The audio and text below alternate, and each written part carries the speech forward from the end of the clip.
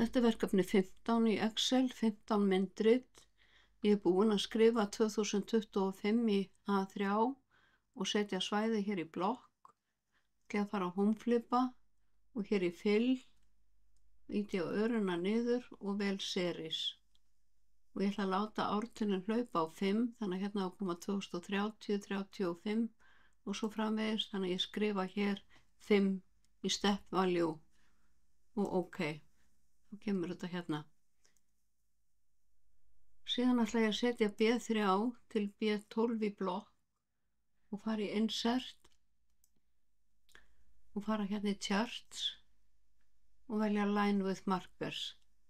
Þá lítur þetta svona út.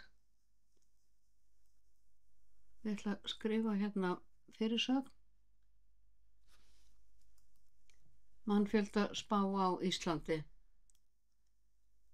Ég ætla að vista og sýna ykkur í öðru myndriti hvernig þið mótið myndritið og setja ártölu á neðri ás og breyti gildum á ásum og svo framvegis.